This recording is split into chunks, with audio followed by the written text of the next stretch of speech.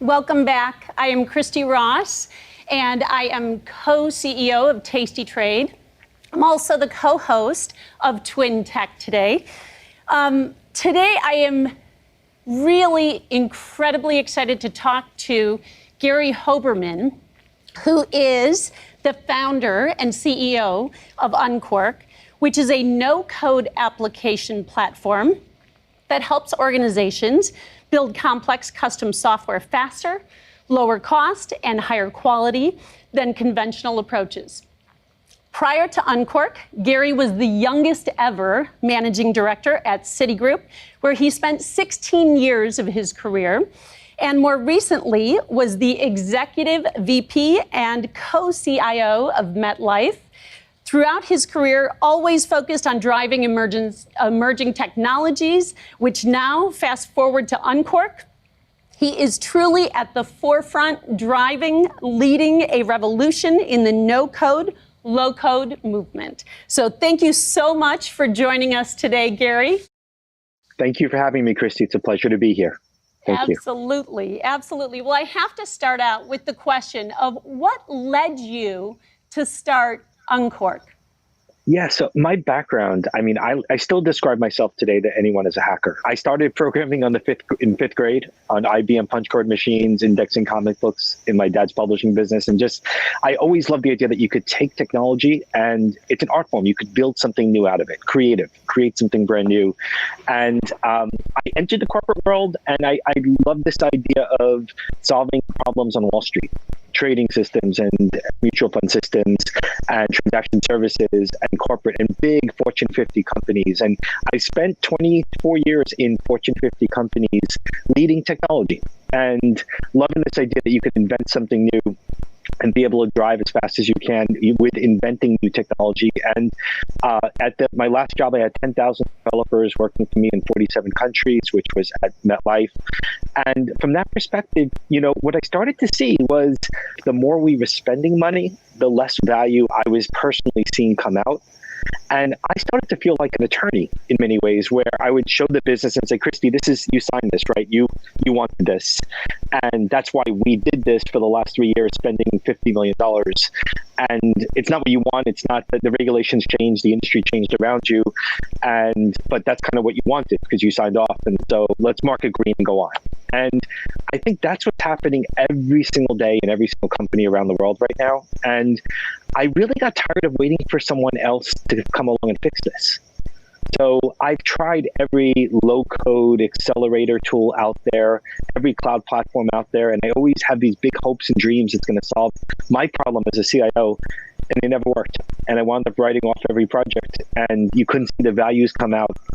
And then you look at the world of automation and RPA, and you see it's Band-Aids on top of a problem and pushing the problem under the rug. So I didn't want to wait for someone else to fix it, and created Uncork in 2017, and it's been an amazing journey ever since. Oh my gosh, and you actually have this level of expertise. I read or I listened to a podcast that you had 10,000 hours of coding in by the time you were in high school. Most people can't really fit that in a lifetime. So that's very impressive. And I love the name Uncork. It's so fitting. So I have to ask you, what did you do when outsiders really tried to discredit the idea of Uncork? And then on top of that, though, how did you hire employees and really rally them around the idea when you had others that maybe were discrediting it? Yeah, it's really interesting. So our journey started with, in 2017, early 2017, trying to convince investors to back us. And I kind of knew in my head, here's what we need to do, here's how we're going to go. And I had an amazing team ready to go, and made the West Coast trip and pitched. And the feedback from the people who are the top investors were, number one, you're too old to do this. Personally, that was constructive feedback from someone. I love the word constructive because by definition, it's not constructive if I can't personally change it. But, the feedback was platform sales are hard, too hard. And it's going to take you 2 years to get into your first company after you build a platform in 2 years. So you're 4 years out. And I came back from all these meetings and I said, they don't get it. No one's lived in my shoes to see the pain and suffering, what's happening in enterprises today, spending billions of dollars. No bank should have 50,000 developers. No bank should have more than technology companies. And when you think about that, I self-funded. I basically said, we're going to do this ourselves, which meant for me and my chief technology officer, Bassam, went going back to our days as hackers and coders, and we created the first version.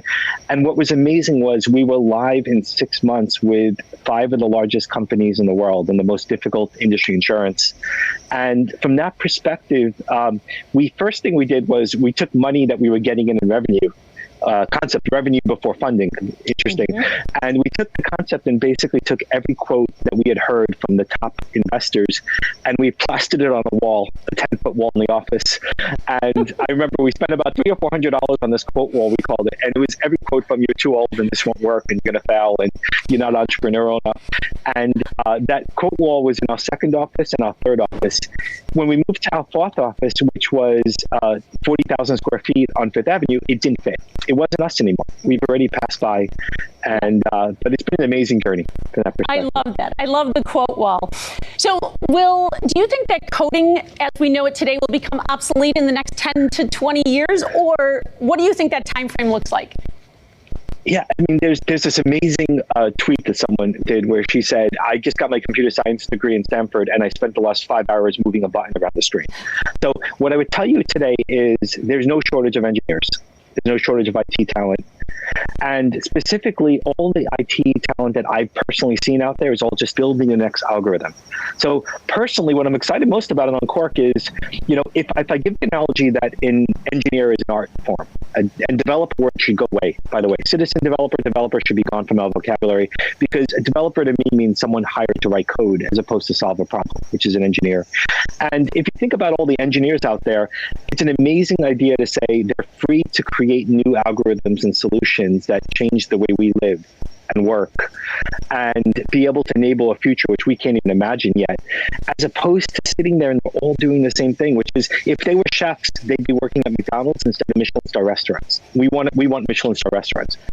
That's a great analogy, by the way. And so my next question was, developers are often defined. So maybe the answer is going to be engineers, but developers are often defined by what programming language they know how to use today, right? But how will developers be defined in the post-coding era?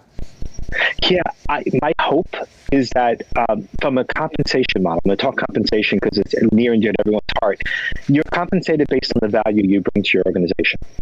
And the metrics used today are on time and on budget, which mean nothing for technology. Did you do it on time? Did you do it within the dollars you said? I want to know if it actually delivered the value you set out to. And the second we do that, languages don't mean anything. People want to get to market faster. They want solutions that don't set them up for long legacy.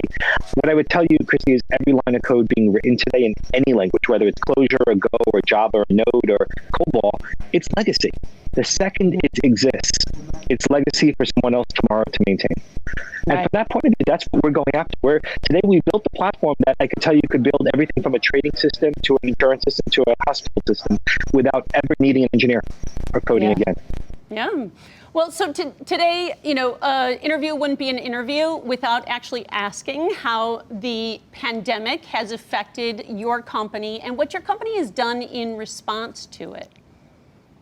Yeah, I mean, it's interesting how companies pivot and respond. First off, we've hired 150 people, which is about a third of the company or more since COVID started, that have never seen our office. They've never actually seen our headquarters.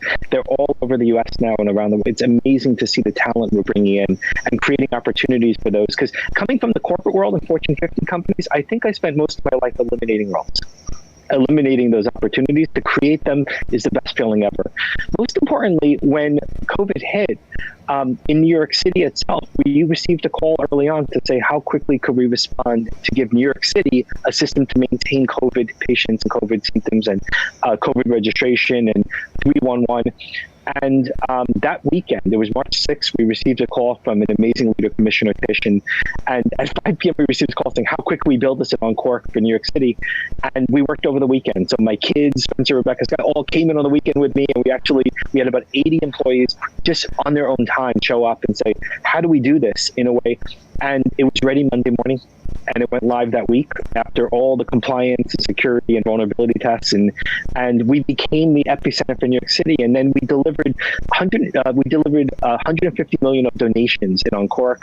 We delivered 50 million meals, all through Uncork, which basically, without one line of code, hired 18,000 drivers through Uncork, which didn't have work before. And like, those are the numbers which so impressive. Yeah, I love it because it's what I tell my kids is like, look, a technology company that is actually doing good right now in the midst of this pandemic and challenge, as opposed to post. And it's amazing to be able to contribute back. Exactly. It is so impressive what you did in that short amount of time. That just goes to show, the effects of this. So I have to quickly, I know I have a few more questions, so I'm going to try to run through these quickly. I'm wondering what companies, besides your own, of course, would you invest in today for the future? Yeah, it's a great question. So definitely, the stock that I've had in my company is what, we buy most. And everything I look at is, if I sold a share, what would I buy? There are many opportunities out there I see as well that just are doing great things. Well, what shapes the way you look at the future?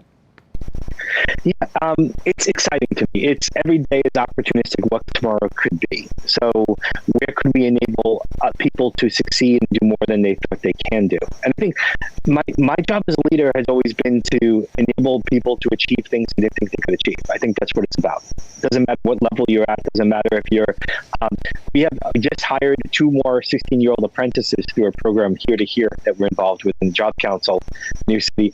Amazing kids. We got to meet them yesterday, and they spoke to entire 300 employees in our company, and that's in charge of the other ones that we've hired, Landon and others before. And you actually watch these kids build software and present to the business and present back to us. There's no looking back. You're going to either drive as fast as you can and succeed, or you're going to fall and learn from it.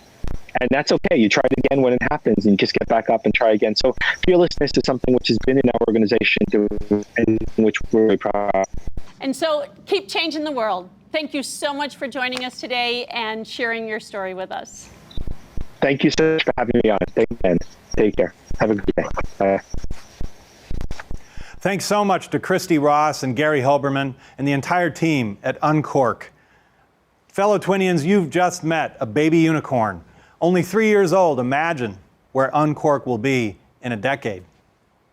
Now we're going to a break. For all of those of us joining from our live stream, feel free to take a break or perhaps consider the questions in our TwinTech study guide available on the live stream site. For all of our TwinTech 2020 delegates, go to the sessions rooms, find an open room with a few of your fellow Twinians, and have a quick chat about what you're hearing today.